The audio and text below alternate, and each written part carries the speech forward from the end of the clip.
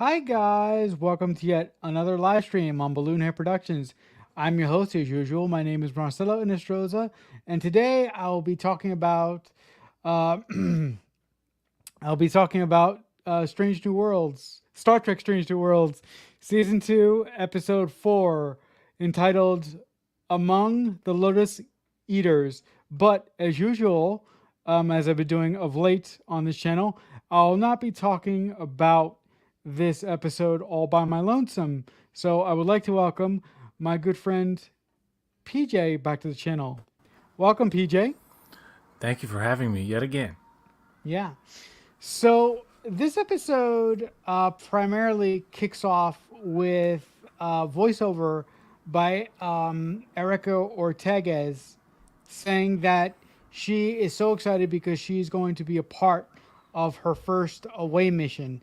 And what that away mission entails is the Enterprise is entrusted with going off to a planet that they previously visited because that planet is showing signs of scientific development that they should not have.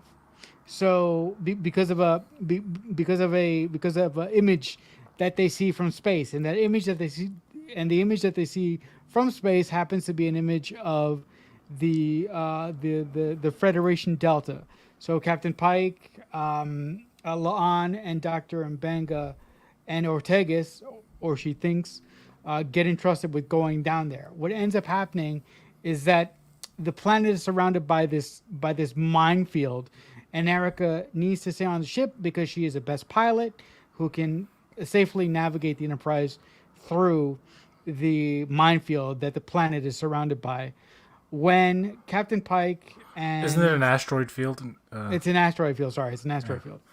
When Captain Pike and Laan and Doctor Mbanga go down there,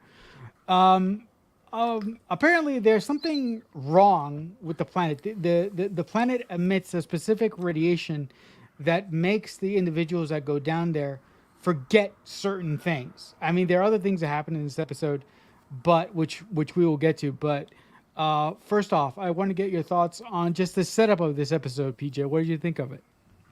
Yet another episode that takes from the cage, unaired pilot. Well, you know, the events of that are canon in the Menagerie parts 1 and 2. Better adaptation than what they did with the Telosians. This is more visually faithful to TOS. When they're down on the surface, you do notice the AR wall.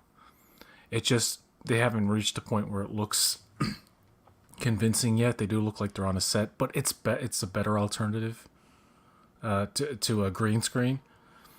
It's just you can tell they're not anywhere cold because you know, the last episode, for example, they were actually on location in a cold place, and you could clearly see that they were cold, and it was cold. This is not that, but I do appreciate the visual style of the episode.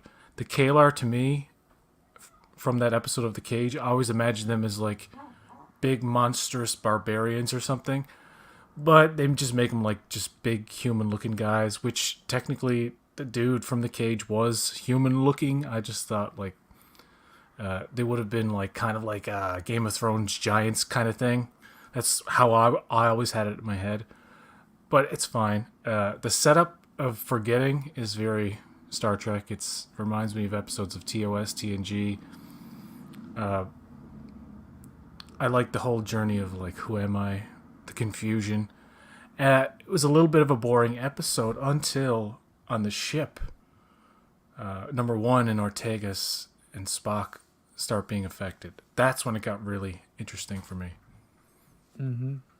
I actually really liked the conceit of when they go down to the planet that they begin to lose their memory, because I felt that that was the writers purposely writing themselves into a box, and I kept thinking, okay, how the hell are they going to get out of this box? The Yes, they one do issue, create a genuine sense of suspense. Like, well, how are they going to get out of this type of thing? Like, you know, they're going to be okay, obviously, but it does give you that sense of like, how the fuck? And then when it starts happening on the ship, you're like, well, what are they gonna do now? The one thing that I was questioning for about, maybe a good 6 or 7 minutes before I remembered, oh, this is just a writing thing. When writers need something to happen, it doesn't necessarily need to make sense. It just is a thing that the writers do to push the story forward in the direction that they want it to go.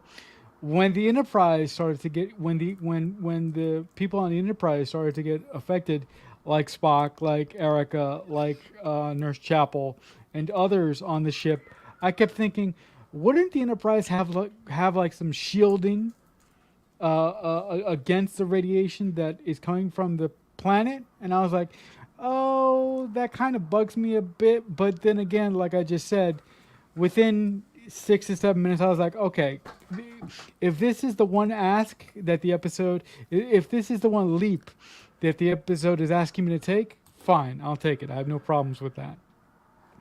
I thought that having the king of the planet be a former subordinate under Pike was also a really really interesting idea, and having him deal with being left behind and being forgotten, and having him cultivate the Star Trek insignia as his own insignia to be a leader to these people, that was interesting too. Although I do think that the character was set up to be something more menacing, but in the end, I found him to be a MacGuffin to push the story forward.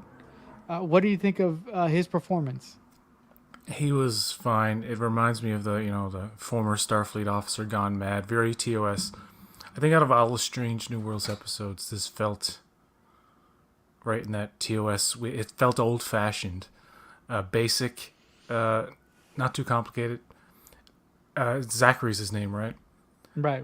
Yeah, I kind of felt bad for him, but in the end, when Pike's kicking his ass, I'm like, just I was kind of on Pike's side. Not to kill him, of course. I'm glad he remembered before he did that, but not that interesting a character. It's just, yeah, it was more of a MacGuffin. The most interesting element of it, I think the best part of it was when Ortega is like wandering around and she's having that conversation with the computer. She's like, I don't know who I am. And the computer's like, you are, I was going to say Jenna Ortega's. Erica Ortega's. Who was Jenna? Or was somebody else? Anyway. Um, and I like that whole bit where she's like, repeats who she is over and over again, and confidently walks to the bridge, and she gets up there. And the one thing I don't like about her character in this episode, did Spock do something to her? Did Spock like I don't know. Did Spock like put some fucking like Tabasco sauce in her Cheerios? Like, why is she in the beginning of the episode? Spock like apologizes to her for that she can't go on the away mission. She's like, Spock, just learn to leave people alone. I'm like, what did Spock do to you? And then later she's like, when she loses her memory, she's like, I'm instinctively pissed off at you. It's like, for what? What are you so angry at Spock for? And then at the end, when she's like, yeah, Spock, I'm paraphrasing, of course, and being hyperbolic here, but she's like, Spock screwed up, but that's okay, he'll learn, baby Spock. There's this attitude towards Spock like he's a kind of a fucking doofus and an idiot. And I don't like that. It's weird. I think that Erica blames Spock for being the one responsible for her not being on the away mission. So that's where I believe that. But I know I understand that's what they're trying to tell us, but I think it's rude. She's just rude, like overly rude. Like it's not professional. Like there's like a weird lack of respect for chain of command, and it's. I'm sorry. Go ahead. And I know, and Jenna, Jesus, Erica, is supposed to be the sassy kind of like quippy talk, but sometimes like it's sometimes it works if it's funny, but then when it's not, it's just like, oh, this is rude. Look at look at Bones and his attitude towards Spock. Very disrespectful. Yeah.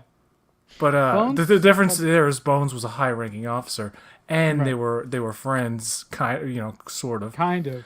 kind of. In the movies, that he's still poking fun at him. Like even Star Trek up until Star Trek 4, when he's reborn already, he's still like taking the piss out of Spock. But almost in every instance, it is funny. It is actually like it's endearing in a way. It's like when he says stuff like "you're out of your Vulcan mind" or like he calls him a green blooded hot, very directly rude kind of stuff. But with Ortega, it's like you didn't let me go on this thing, and even when I lose my memory, I'm gonna get pissed off at you. And then at the end, I'm gonna say like I'm gonna acknowledge, yeah, you got a lot to learn, Spock. It's like Spock isn't that kind of like gullible and stupid. One thing that did do establish, or it's almost a callback, or something that Discovery set up with Spock, is that the itineraries that he has, that he said, if we lose our memories, we have to look at this, and when he looks at his, he can't read it, and they're acknowledging, they're reiterating, well, he's forgotten that he's dyslexic, and if he had lost his memory and he could read, like, it's good that they're keeping that in line. I know some people don't agree with the changes they've made to Spock, that the fact that he has a sister, or that they made him dyslexic or anything like that. I don't mind adding layers to characters like that. But when he's like kind of the butt of the joke all the time, I get in their minds they're probably like, well, this is kind of like Bones, the way Bones used to rip on Spock. But it's like, it seems mean-spirited. Yeah, look, to me, Erica's behavior in Poor this Spock. episode to me, Erica's behavior in this episode towards Spock was just that of like a whiny child. Mm. It really didn't come across to me as sort of I mean, it didn't play to me as disrespectful. It just played to me as someone who was annoyed at Spock, as someone who blames Spock for not being aware, for not letting her go on the away mission. But again, if Spock let her go on the away mission, then the Enterprise would have been in disasters, because the only certified pilot that was on, well, this is not really true, because Una could fly the damn ship. She even mentions at one point when Erica asked her, "What are you doing?" and she goes, "I piloted the ship before you did." So Erica could essentially have gone on to the away mission and not needed to be there in the first place. Well, there are more than. She's just the only one who does it in the end. There are other people capable. She says at the beginning she flies the ship most of the time, and which I guess is true. She must work a lot of hours. Mm-hmm. But the one criticism of the computer conversation is that I would have liked it to have gone on a bit. Like, I would have liked her to have got more information. It seemed more like instinctive to me, like in that moment, that she would ask more questions about, am I the only one who knows how to fly a ship? Like, where's the other person that can fly the ship? You know, kind of like, but I guess they had the time thing. But I do like that she had a moment to shine. I thought it was funny and cute. Just like, I can do this, and she goes up there, she's flying in it. That, when she gets up on the bridge with Spock, I like that moment. That's great.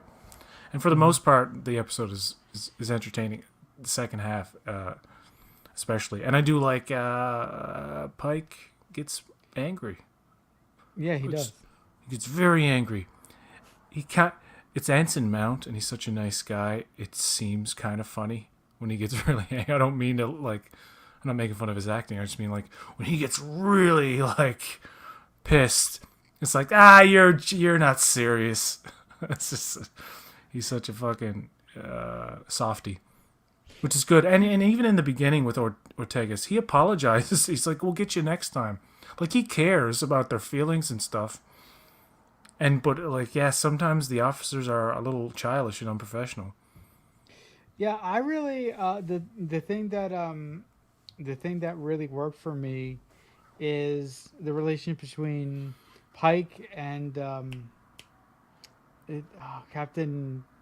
Oh, what's her name? Oh, Battelle. Damn it! Yes, that relationship to me are the two scenes that sort of frame this episode in the beginning and in the tail end. Really work for me. That relationship is really working for me, and I'm really getting invested in that relationship. And I understand that we basically know what's going to happen, but I really hope that the Stranger Worlds writers develop that relationship more, and we get to see where it goes. Because I think that having for Pike to have somebody who he really cares about in his life as he goes through these adventures is really important. I really like that concept of having another person to confide in and not having it just be Una or someone that he commands, to have someone who he can come home to basically and say, "Hey, my day was really shit. This is what I had to deal with." I really like that concept.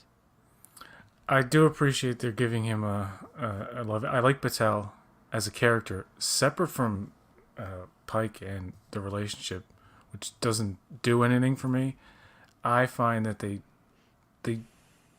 as a couple they don't have good chemistry. I like the conflict they created between them with the episode 2, the whole trial of Una, and how they dealt with the relationship in that regard. And so it feels, I think it's written well in terms of like, I buy that they're in a relationship. I just don't. They're not a sexy couple, Okay. for lack of a better term. And their conversations, whenever they're together, will only consist of food, work, or how they should or shouldn't be together. And beyond that, it's like, all right, do or don't. Like, I don't really care, but I do like Patel. I want to see more of her. Okay. So if I'm I'm glad correct she's in around. You know. right. So if I'm correct in understanding you, the chemistry between the two of them for you doesn't work. And often, and that's a curse of Trek for some reason, couples just don't seem like they do it. Okay. It's Okay. weird. You actually see them in, like, Pike had an episode where he sleeps with one of the women on the planet that he used to know, but from back in the day, the one with the where they sacrificed the kid.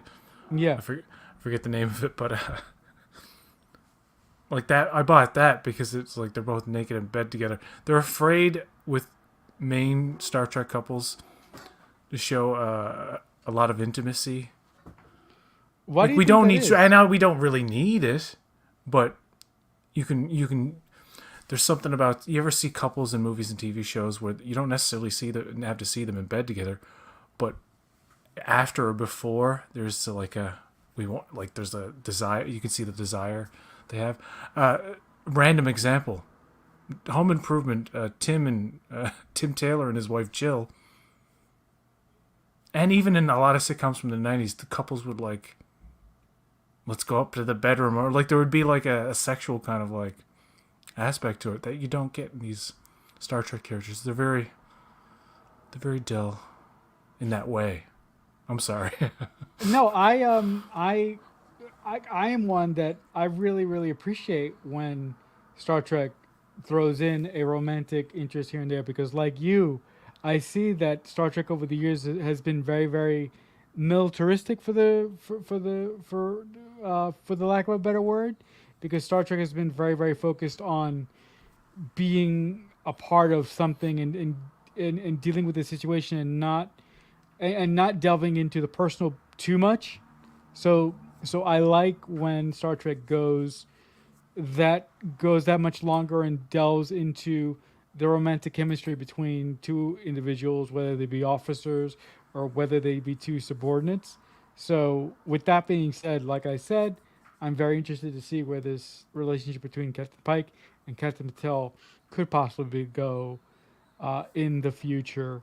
Look, um, this episode to me was a lot better than last week. I won't mention what I thought about last week. If you want to know what I thought about last week, you can go and check out our review of that episode. It's on my channel. It's Go I and knock especially was yourself very out. negative. Just to let Yeah. everybody know, I was very negative, and I think I'm just done with Khan. And you know what, Lon, I like in this episode, they do, like, Mbenga is getting some stuff. And I like his whole thing about, like, I wouldn't mind, something like, I wouldn't mind remembering my pain if it meant that I could heal people. Lines like that. So, like, the way it was written, I thought worked well, except for, like, the weird kind of, like, Spock, you're a doofus kind of attitude. I'm like, I'm pissed off at you, Spock. It's weird with Ortega's because I'm annoyed with her in the episode and then, like, happy for her when she, flies the ship on instinct, and Spock's like, all right, go ahead.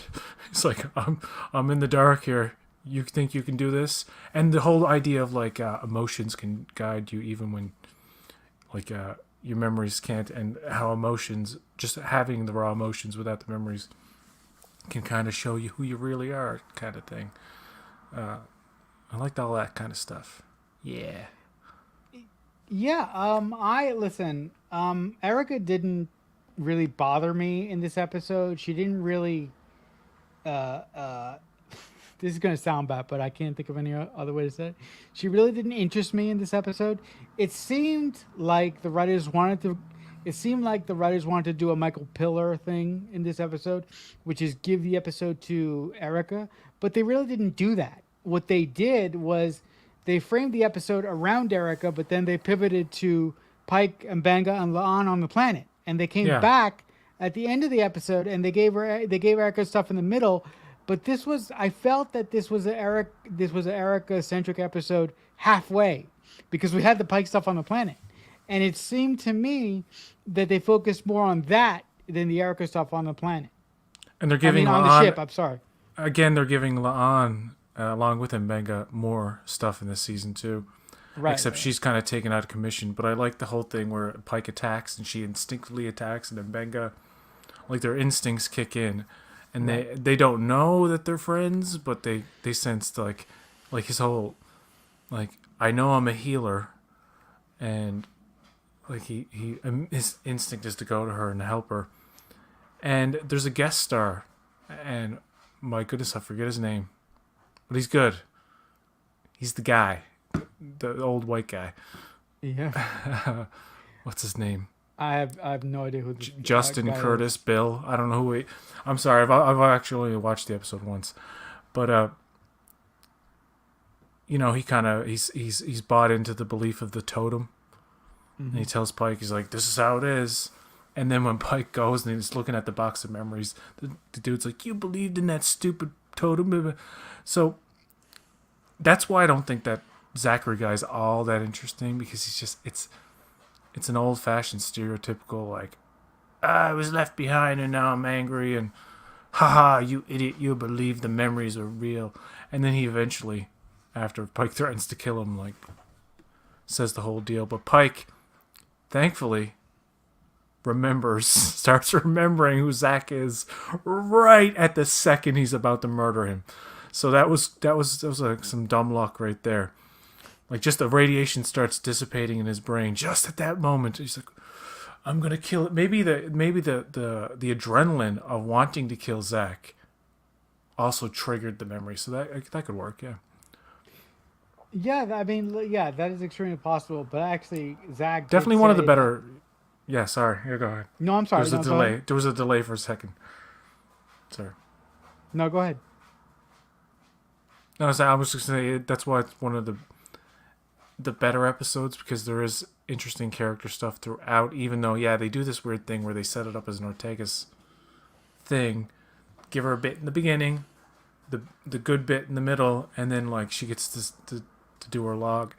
It's a weird kind of thing. You could still give her time to shine without kind of falsely promising that it's going to be about her, but it's an equal kind of deal. I've just thought the focus was more on Pike, and finally Anson Mount got an episode. I'm not really complaining. I like that they're veering off to other characters, but I like that, he got to do his captain thing. Like, he was essentially the focus, I think. Yeah, yeah, I would definitely agree with you. He was the focal point of this episode when what the writers wanted us to think, I believe, is that this is an Erica episode, when it was more 50-50 split down the middle between Erica, the stuff happening on the ship, and the stuff happening on the planet. Look, finally, as we bring this home already, your cat, I get a kick out of here when your cat comes in the screen like that. I think this episode was way better than last week. I think, like PJ said, this was akin to a classic TOS episode, a classic TNG episode, and it was just really really solid. Again, it didn't blow my socks off, but it was nice. It was a nice tonic from the episode last week that I did not like at all. So it was very very good. It was good in that regard.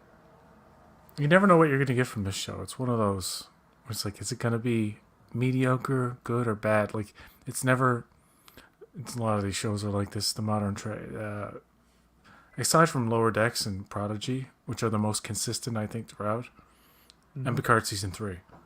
Yep. The rest of them are just like, I really personally, I'm not. I will think I might think it might be bad. I thought this episode was gonna suck, to be honest with you, just because I saw what it was and it's like, it just doesn't look interesting.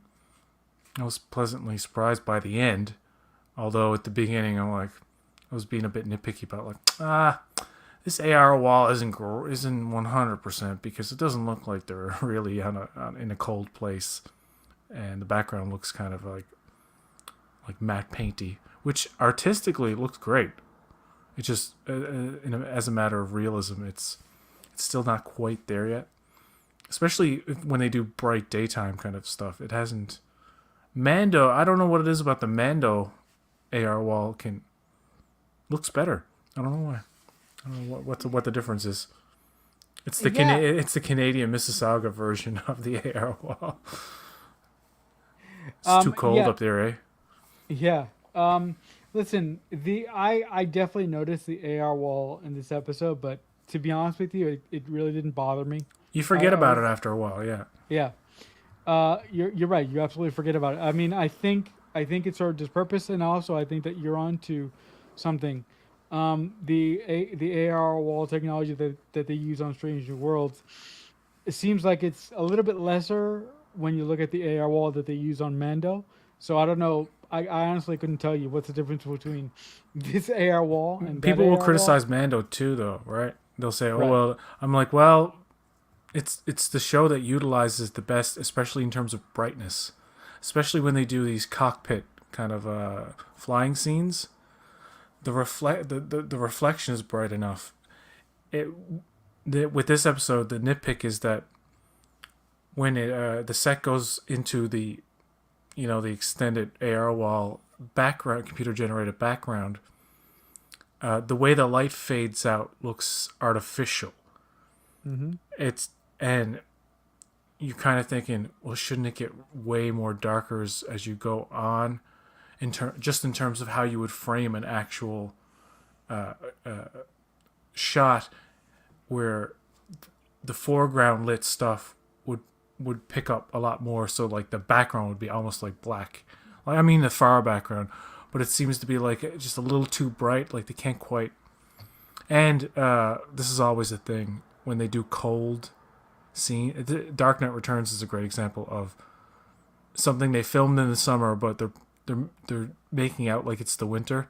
It's like it doesn't look or feel like the winter. It feels like summer with snow, and especially because you can't see the breath.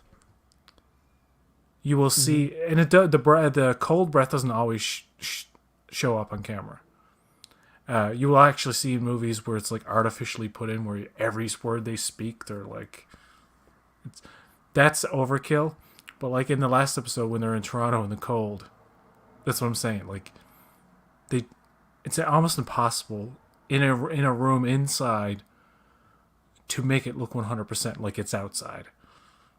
It's just a very hard thing to achieve. But I do, like I said before, I appreciate the visual continuity between that and elements of the cage. Much better handled than what Discovery did with Talos 4, the Talosians. But to be honest with you, I did not notice the connections between this episode and the cage. I mean, it's been a while since I watched the cage. It's a brief part of the cage though. Brief. Right, right. I mean, it's been a while since I've actually seen the cage, and I reviewed it way back when. So, the connections to that episode, whatever they may be, Do you I just remember when Pike fights that big tall barbarian dude? yeah, And when he's having a flashback, he's he's in his mind palace or whatever the Telosians are projecting onto him, mm-hmm. and he has a memory of his visit to Kalos. Is it Kalos? Talos or No, not no, Talos. uh, Kalar. Kalar, yeah. And a bunch of crew members got killed. So this episode is directly picking up on that like story he briefly tells, and Okay. then he's like physically in the episode the cage. He's flashed back to a fight he had with one of the Kalar. Right. And Is it and Kalar? if, It is Kalar, right? yeah, it's Kalar. Yeah, And yeah, if memory serves, the Kalar in the original cage look much more like beasts than they do in this. In this episode, like you mentioned, they look more like regular people. They look like henchmen. yeah. When in the cage, they look like beasties. In the cage, my interpretation was that they were trying to do an alien looking dude with a limited kind of makeup budget. So what they did was, I don't know this tall 6'8" actor they had in the cage looks like, unless Jeffrey Hunter is kind of short, but I don't know. Jeffrey Hunter pales in comparison to this dude, and they put like something around his mouth to make him look almost like a Neanderthal. Neanderthal. And in this, they're just tall dudes, and Anson Mount is a big dude too. So the comparison is not the same. That's the only thing. But visually, other than that, visually they get it all pretty dead on. It's just that one thing of like, I get why they can't have a bunch of giants in this episode. It would cost too much money. But that's what I always thought that species as was like kind of like giants. But yeah, whatever. Yeah. Again, I think this was a step in the right direction for the season. I know it's early. We haven't even gotten to the midway point. We're gonna hit the midway point with the next episode. But I liked it, and I thought that it was a good thumbs up. And PJ, you seem to be pretty much where I am. I mean, you had some other nitpicks that I kind of let go and kind of didn't pay attention to, but we seem to be on the same wavelength again, just like last week with this one. One quick thing I want to ask you before we go: did you notice that the voice of the computer sounded a little bit like Majel Barrett, or was that just me? Yeah, Was I hearing a little things? bit. Yeah, that occurred to me. But I knew Yeah. I at the same time I was like, well, this is not a recreation of her voice, but it's it's somebody who sounds like her. Right. Right. So with that, PJ, as we say goodbye, if the good folks who are watching this right now want to catch you on the interwebs, what will be the best place for them to do so? You can find me on Twitter at BoatWreck1 or on YouTube, BoatWreck, or PJ's channel. Thank you. Or All right. where me and Marcelo actually did a recent review, spoiler review of Indiana Jones and the Dial of Dysentery. I mean Destiny. This is Terry. Okay. And Okay. can't wait to see Mission Impossible tomorrow, Dead Yeah, Reckoning Part man. 1. We should talk Yeah, about that too. Yeah. yeah, man. Well, I'm going. I'm gonna see it on Tuesday and Wednesday, so Awesome. I'm really, really I excited for can't. that Well, movie. like I really can't. I'm so excited. It's Yeah, like man. I can't wait to see a movie with people in the theater with me. Yeah. All right. So again, thank you so much for being here, and we'll see you next time. All right, guys. So once again, I thank you for watching our review of Strange New Worlds episode 4. In the comments below, if you've seen this episode, tell us what you liked about it and tell us what you didn't like about it. But until next time, as usual, I'll see you when I see you. So much happened here, and so much is about to.